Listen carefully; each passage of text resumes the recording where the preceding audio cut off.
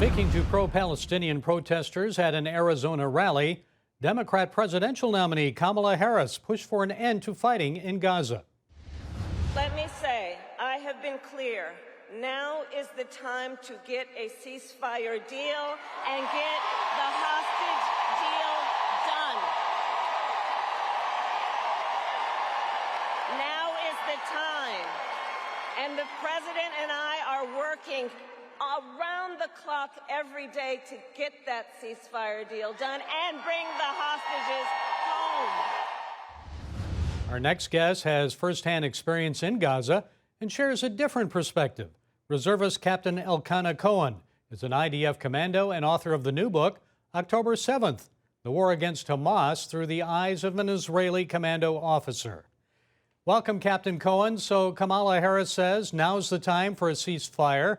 If I recall, Hamas rejected joining ceasefire talks on August 15th. Does the IDF want a ceasefire, or is it premature? So first of all, thank you for having me. And I want to start by saying that I'm not a politician, so I can speak for myself. But let's say I want peace, but I cannot do peace with someone who butchered my brother and sister, holding in captivity 111 people in hostage. 39 of them are already known to be dead.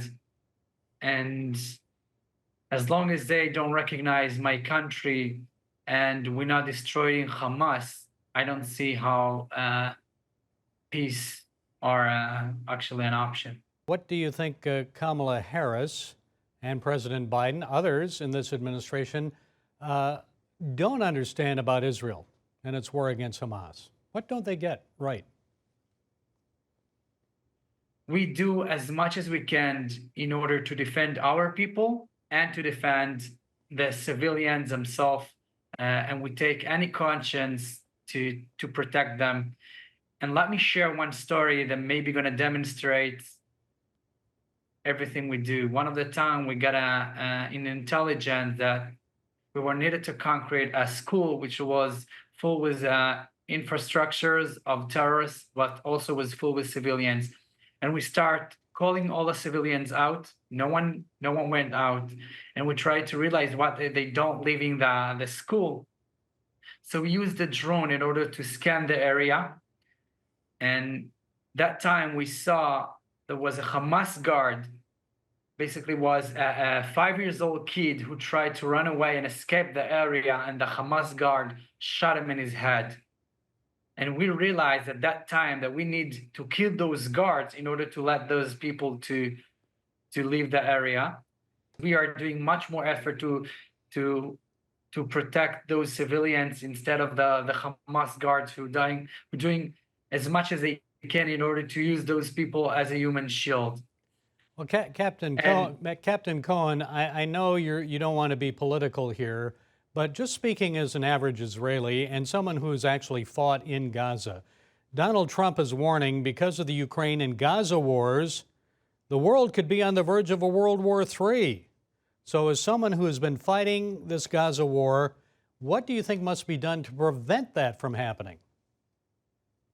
We need to, in order to prevent that, we need to fight and to be strong as we can, because otherwise those people, those terrorists will recognize that as a weakness and they will do it everywhere.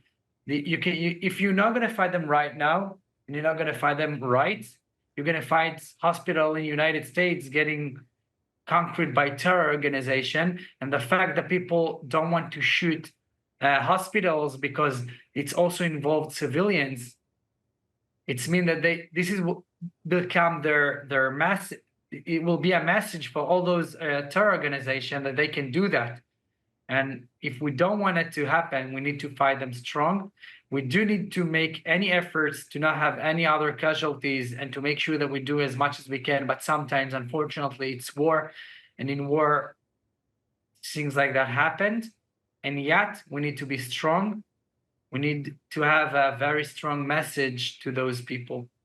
Your book is your firsthand account of some of the events there. So tell us what IDF soldiers did when they confronted terrorists shielding themselves with a baby in their arms. Yeah. So as I told you before, the story with the guard.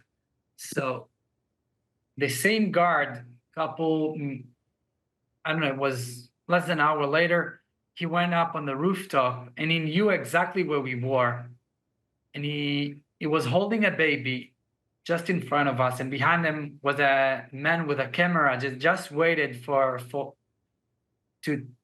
record that shot and to spread that video across the wall. But we didn't take that shot because we raised on a different values, and we knew that we're not gonna kill that little baby. And then a couple moments later, he went again on the rooftop.